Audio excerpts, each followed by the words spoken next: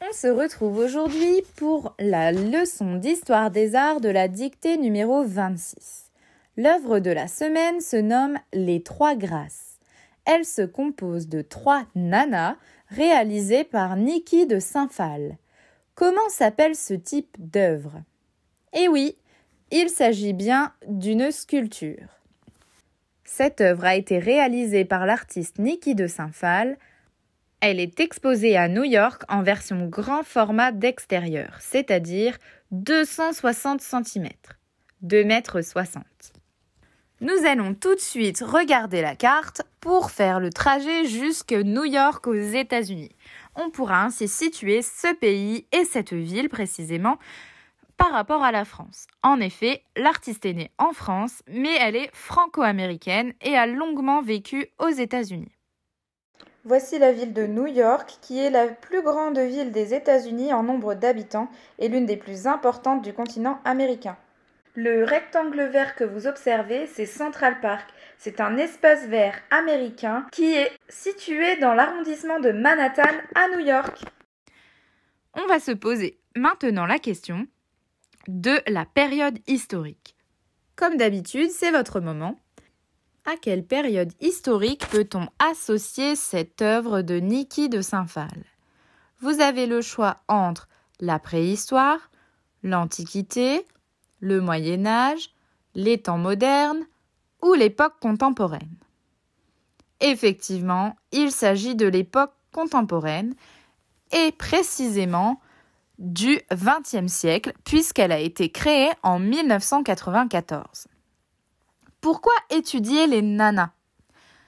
Pour 3 raisons. La première, car c'est une femme qui en est l'auteur. Rares sont dans l'histoire les femmes qui ont été considérées comme des artistes à part entière. Plus connues dans le rôle de muse ou de modèle, les femmes artistes ont pourtant bel et bien existé depuis l'origine du monde. Niki de Saint-Phal en est l'une des plus connues. Ses œuvres ayant pour contexte l'essor du féminisme tout en y participant activement. En second, pour leur joie irrésistible. Les couleurs vives et les motifs bariolés des nanas en font de grosses poupées joyeuses qui ravissent la plupart des enfants.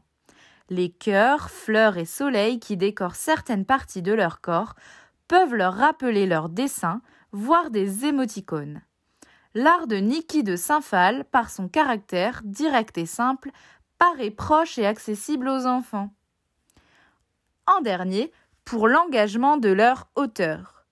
Les nanas sont des œuvres militantes. Elles dénoncent le rôle secondaire de la femme dans la société des années 70.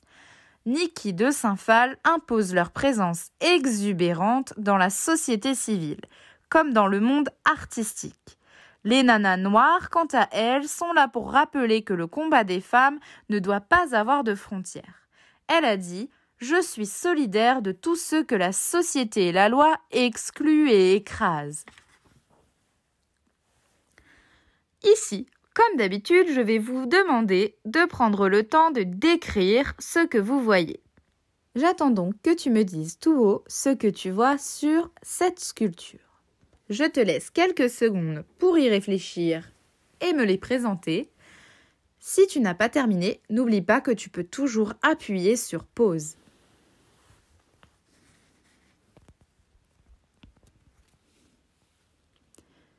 C'est parti. On peut voir 3 femmes de couleurs différentes. Une d'un blanc rosé, une jaune, une noire. Elles sont vêtues de maillots de bain bariolés. Elles n'ont pas de visage. Elles semblent danser. On peut voir des motifs sur les seins et les fesses des nanas. Ronds, cœurs et fleurs. Les formes des nanas et des motifs qui les ornent sont arrondis. D'après vous, pourquoi l'artiste a-t-elle représenté ces femmes en maillot de bain, en mouvement, en train de danser? Ici, on peut percevoir la notion de joie, de liberté, signifiée à la fois par le mouvement des personnages et par leur tenue. Le maillot de bain évoque en effet un temps de loisir, l'absence de contraintes, mais également un rapport au corps libéré moins pudique. Est-ce un hasard si l'artiste a représenté des femmes de différentes couleurs de peau? D'après vous, et après avoir entendu le message de l'artiste, qu'en pensez-vous? Que peut-elle vouloir dire? Il y a ici un message d'égalité et de fraternité, ainsi qu'un caractère revendicatif d'un tel choix dans les années 60-70 aux États-Unis. Le saviez-vous? Les trois grâces sont à l'origine issues de la mythologie grecque. Elles étaient les divinités de la joie, de la beauté et de la créativité. Que ressentez-vous en voyant ces nanas? Sont-elles effrayantes, drôles, joyeuses, tristes? Dites-moi ce que vous ressentez. On passe à l'étape 3. On va s'intéresser aux apports culturels supplémentaires. Niki de Saint-Phal a installé de nombreuses œuvres en extérieur dans les villes, comme ici dans la fontaine de Stravinsky à Paris. C'est la raison pour laquelle on disait dans la première partie que Niki de Saint-Phal imposait la présence de ces nanas dans la société civile, c'est-à-dire dans le monde extérieur que nous connaissons tous. D'après vous, pourquoi? Que voulait-elle dire? Les nanas représentent des femmes très voyantes en raison de leur taille et de leur couleur vive. L'artiste souhaite que celles-ci soient vues de tous, qu'elles prennent de la place dans l'espace public. C'est à la liberté et à l'indépendance que Niki de Saint-Phal aspirait, pour ses sculptures et pour toutes les femmes. Le saviez-vous? En 1966, Niki de Saint-Phal a créé une nana géante, appelée Hon, elle en suédois, installée au musée d'art moderne de Stockholm. La Hon mesurait 28 mètres de long, 6 mètres de haut et 9 mètres de large. On pouvait même entrer dans cette sculpture monumentale. Incroyable. Vers 1968, Niki de Saint-Phal a également réalisé des sculptures gonflables appelées Nana Ballon.